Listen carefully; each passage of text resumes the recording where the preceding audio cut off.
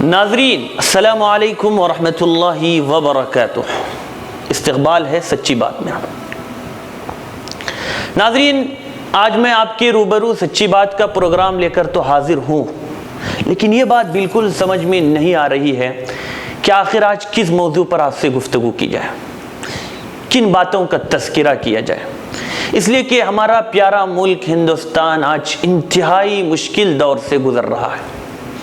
مالی خسارے کے اعتبار سے ہو، لاقانونیت کے اعتبار سے ہو، مہنگائی ہو، عوامی بے چینی ہو، دستور پر حملہ ہو، اور سبھی لوگ اہل علم و دانش سے لے کر سبھی طبقے کے لوگ ملک کی موجودہ صورتحال سے بالکل غیر مطمئن ہیں۔ بلکہ کہا جائے تو صورتحال یہ ہے کہ جسم کے روئیں روئیں سے خون رس رہا ہے، مرہم لگائے تو کہاں لگائے۔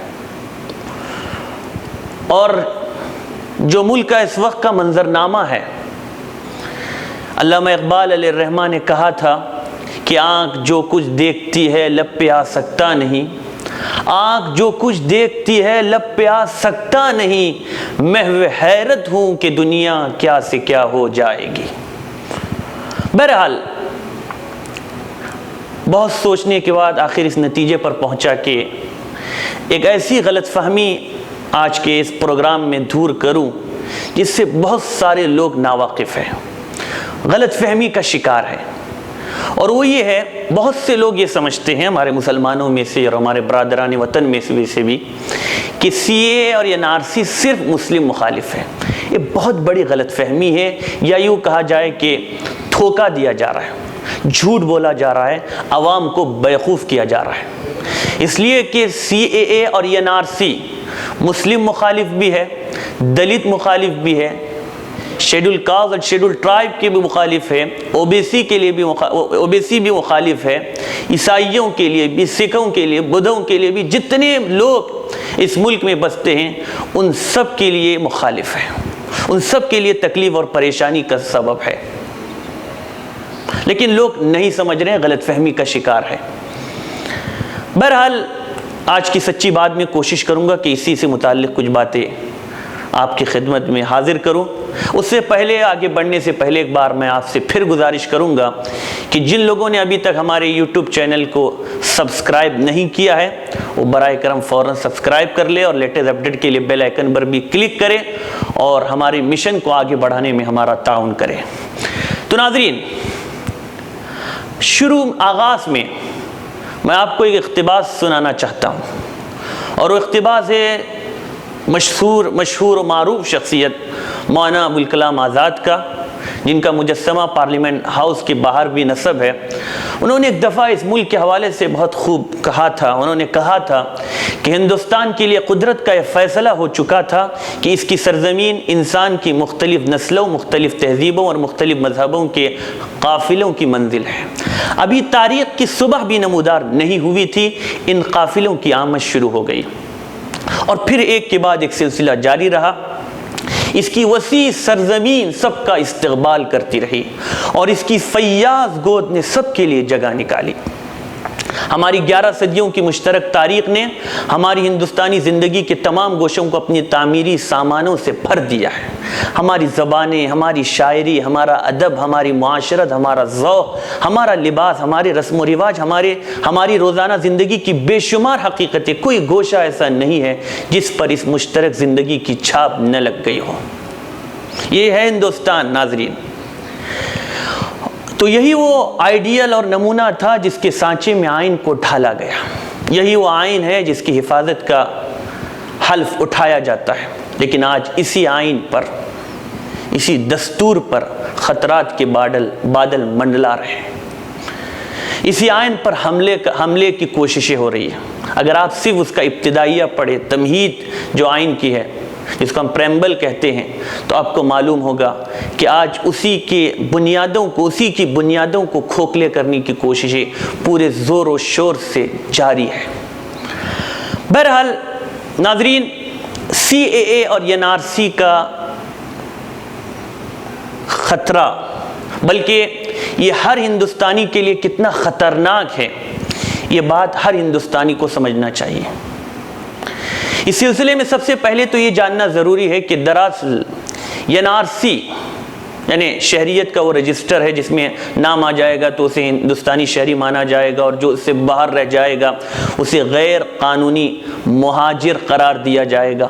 اس سے پہلے جب آسام میں NRC کا نفاذ ہوا تھا تو 3 کروڑ افراد کے لیے، آپ کو یاد ہوگا، اور اگر آپ کو یاد نہیں تو آپ انٹرنیٹ پر جا کر سرچ کر سکتے ہیں کہ 3 کروڑ لوگوں کے لیے 50,000 ملازمین نے 6 سال تک لگاتار محنت کر کے تیار کیا تھا، اور اس کے لیے ایک نوٹیفیکیشن جاری کر کے بتایا گیا تھا کہ کون کون سی دستاویزات کی انہیں ضرورت ہے۔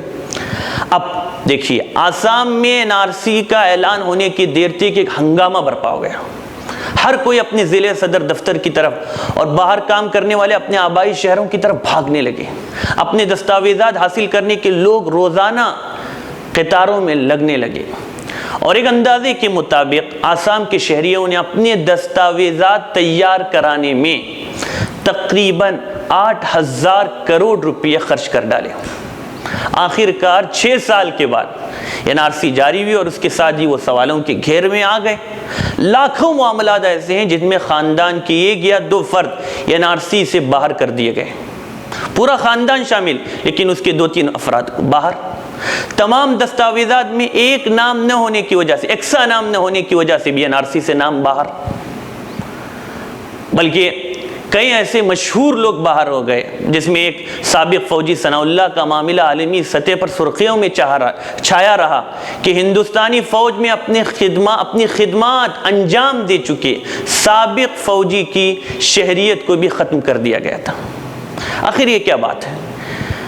ان کے پاس پاسپورٹ بھی ہے لیکن ان کا نام NRC کی فہرست سے باہر، یعنی وہ پاسپورٹ جو ہندوستانی گورنمنٹ کی طرف سے ان کو ملتا ہے، اور وہ دنیا کے تمام ملکوں میں اس پاسپورٹ کی وجہ سے ہندوستانی شہری مانے جاتے ہیں، لیکن وہ خود اپنے ملک ہندوستان میں وہ پاسپورٹ ہونے کے باوجود ہندوستانی شہری نہیں ہے۔ آخر یہ کیا بات ہے، سمجھ میں نہیں آتی۔ ناظرین، وقت ہے ایک چھوٹے سے بریک کا، مجھے یہاں رکنے کی اجازت دیں۔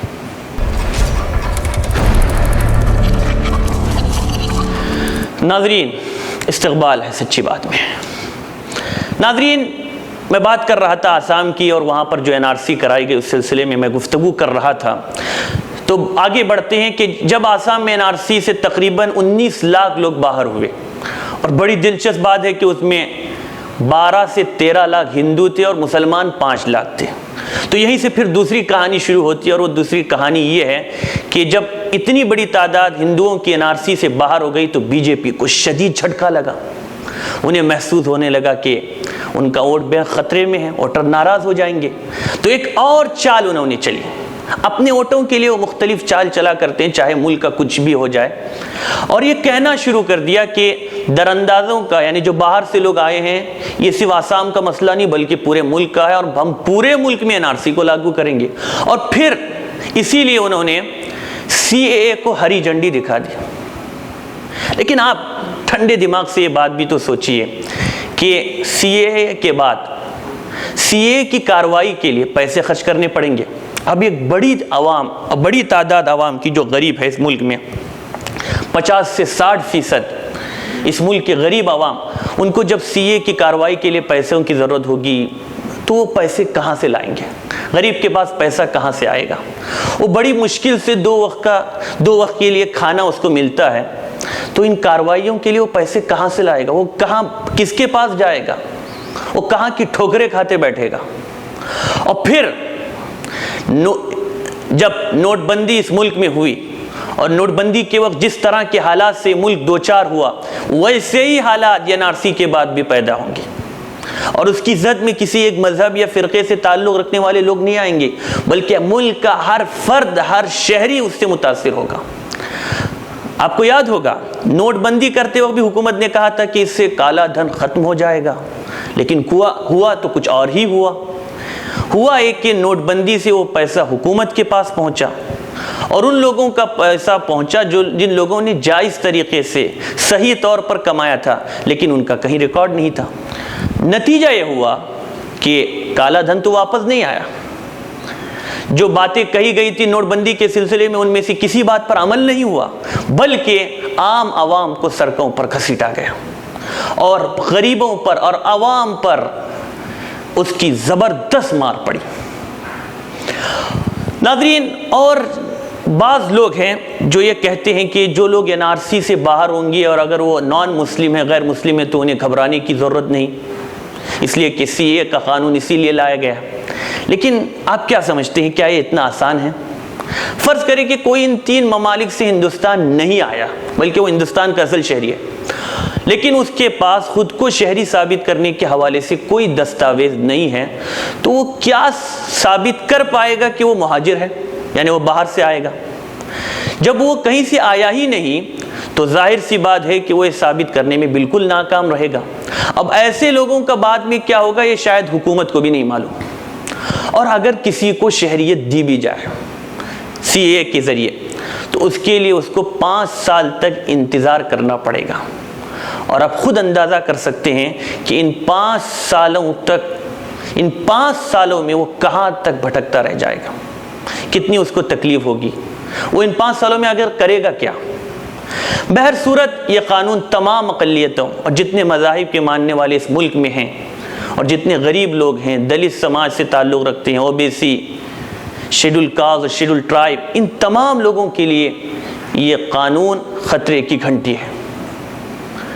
اور ہمیں یہ بات بھی ہمارے ذہن میں رہے کہ جب برٹش گورنمنٹ نے سٹیزن شپ کے قانون کا اعلان کیا تھا تو گاندھی جی ہی تھے جنہوں نے کہا تھا کہ ہم کاغذ نہیں دکھائیں گے، اور اپنے کاغذات جلا دیے اور مجبوراً حکومت کو قانون واپس لینا پڑا تھا۔ بہرحال یہ تمام وہ مشکلیں ہیں اور یہ تمام وہ صورتحال ہے جس کو سامنے رکھ کر رعایا نے، لوگوں نے، عوام نے احتجاج شروع کیا، اور احتجاج کا شعلہ بھڑکتا گیا، گاؤں گاؤں، شہر شہر یہ مظاہرہ چلتا رہا، اور اب تک چل رہا ہے۔ اور آج صورتحال یہ ہے کہ پورا ملک سڑکوں پر اس کالے قانون کے خلاف ڈٹا ہوا ہے، حتیٰ کہ شاہین باغ کے اندر عورتیں ہیں ڈٹی ہوئی ہیں۔ وہی حکومت جو کل تک ان عورتوں کو انصاف دینے کے لیے 3 طلاق کی باتیں کر رہے تھے، آج وہی عورتیں، وہی صنف نازک آج سڑکوں پر ہے اس کالے قانون کے خلاف۔